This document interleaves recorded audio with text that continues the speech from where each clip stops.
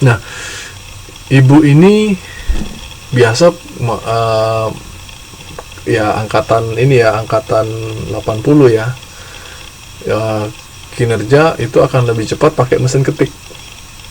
Sementara pada era milenium itu sudah masuk zaman elektronik. Mesin ketik diganti dengan komputer. Ibu saya nggak selincah anak-anak sekarang, tapi kalau dikasih mesin ketik, ibu saya pasti jago. Ngetiknya bisa kayak seperti kucing nyakar-nyakar seperti itu. Nah, ibu-ibu saya tidak akan happy ketika adanya perubahan teknologi, beralih dari teknologi yang sekarang. Karena apa? Karena yaitu tadi, beliau sudah terlalu enjoy dengan menggunakan mesin ketik. Itu yang paling mudah. Dan kenyataannya yang seperti itu. Tapi kalau misalnya dihadapkan dengan mesin ketik, ibu saya jauh lebih jago daripada saya. Kalau ngetik itu cepat beliau. Nah, seperti itu. Itu salah satu yang paling mudah.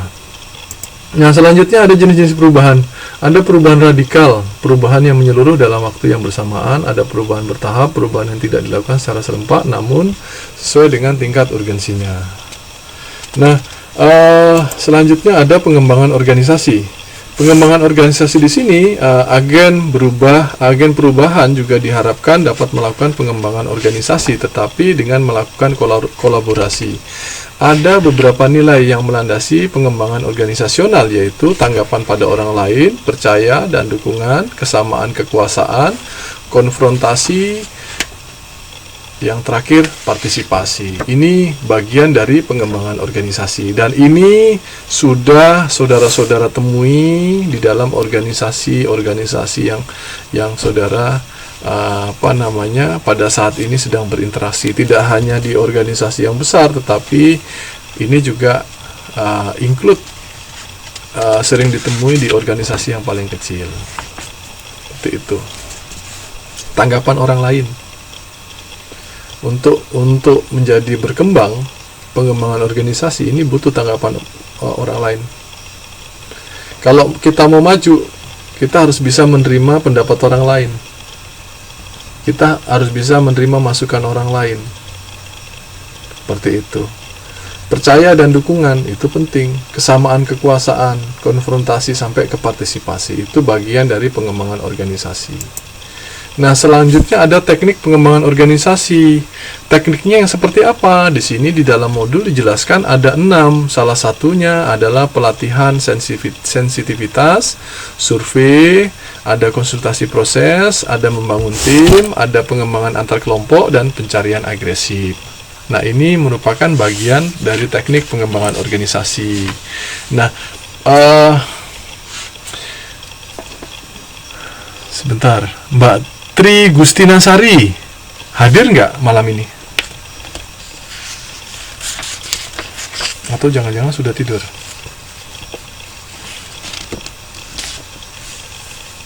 Oh, hadir. Ya, Mbak Tri, bisa nggak ngasih penjelasan berkaitan dengan teknik pengembangan organisasi?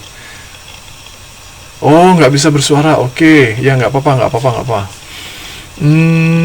Sebentar. Mbak Eti Carwati, mana nih? Suaranya mana nih? Ada? Bisa bicara?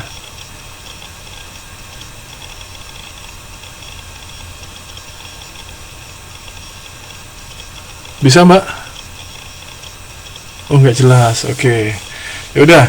Jadi pelatihan sensitivitas di sini pelatihan yang diberikan kepada suatu kelompok untuk menghadapi perubahan dalam organisasi melalui interaksi kelompok. Dalam pelatihan ini, anggota kelompok secara bersama-sama berinteraksi dan berpartisipasi di tempat terbuka untuk mengembangkan ide, keyakinan sikap tanpa mengabaikan peran kepemimpinan.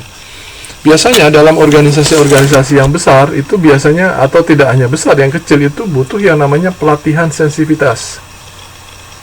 Pelatihan sensitivitas ini biasanya mereka melakukan outbound, melakukan ya macam-macam sih, dengan trik-trik tertentu, dengan metode-metode tertentu yang nantinya setelah pelatihan mereka mampu mengembangkan organisasi itu menjadi organisasi yang lebih memiliki keunggulan-keunggulan atau semangat-semangat yang baru. Itu pelatihan. Nah, selanjutnya ada survei. Survei yaitu menggunakan kuesioner atau wawancara untuk mengidentifikasi penyimpangan di antara persepsi anggota, kemudian mengadakan diskusi untuk mengadakan perbaikan terhadap proses perubahan. Nah, biasanya kalau dalam organisasi tertentu, misalnya di tempat saya bekerja, itu mereka juga akan melakukan survei. Surveinya siapa? Ya, mereka akan menyebarkan dalam bentuk pertanyaan-pertanyaan. Ya, betul itu, Pak Ketua. Memang ada yang namanya piknik. Jadi kadang-kadang memang mereka ya butuh situasi yang ada di luar. Kadang-kadang tidak hanya kerja terus, kadang ya mohon maaf. Biasanya kalau misalnya kita bekerja di perusahaan yang besar, itu kadang-kadang ya tenaga otak semua di ini. Nah, kita butuh yang namanya refreshing. Ya benar Mas Basofi, piknik cuman dikemas dengan pelatihan. Nah, itu yang sering. Nah, enaknya kalau jadi pegawai negeri biasanya itu banyak tuh pelatihan-pelatihan yang seperti ini di akhir tahun. Salah satunya yaitu untuk ya sekalian untuk refreshing. Nah, kalau di Taiwan ini saya nggak tahu ya. Biasanya ada studi banding seperti itu. Nah, ini yang biasa studi banding ini bisa ngasih contoh nih.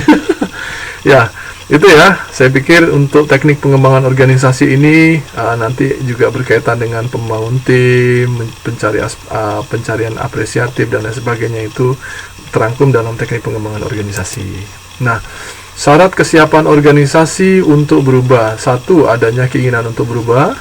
2, adanya perasaan mampu mencapai perubahan dengan sukses. 3, adanya kesempatan untuk berpartisipasi dalam proses perubahan yang memberikan kontribusi pada kesiapan perubahan organisasi.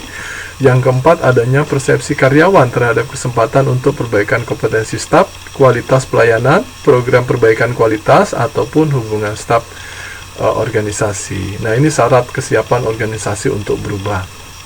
Itu secara besar.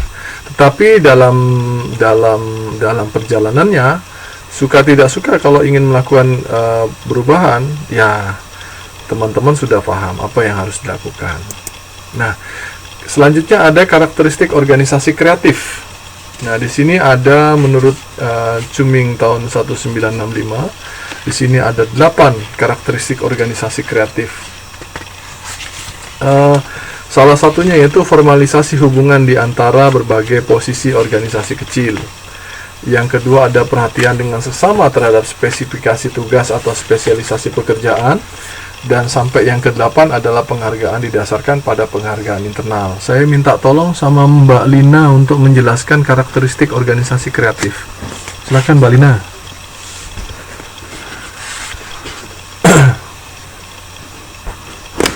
Karakteristik organisasi kreatif menurut Kamus 1965.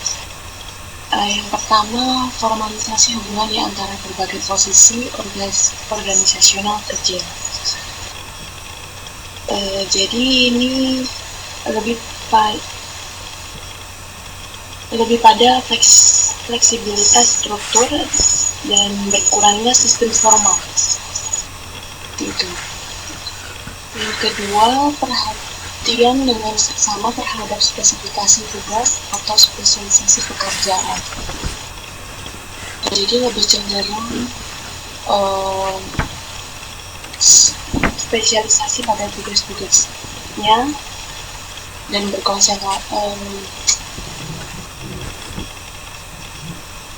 Bapak kurang mengerti yang nomor 2 itu.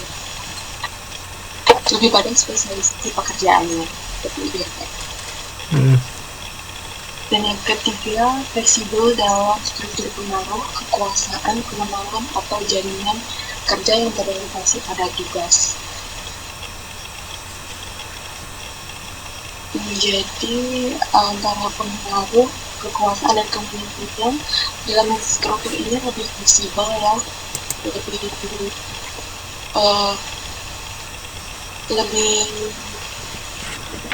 kekompakan dalam tim. Jadi ya Pak. Jadi nomor 4, penyimpangan yang relatif besar, partisipasi dan otonomi diharapkan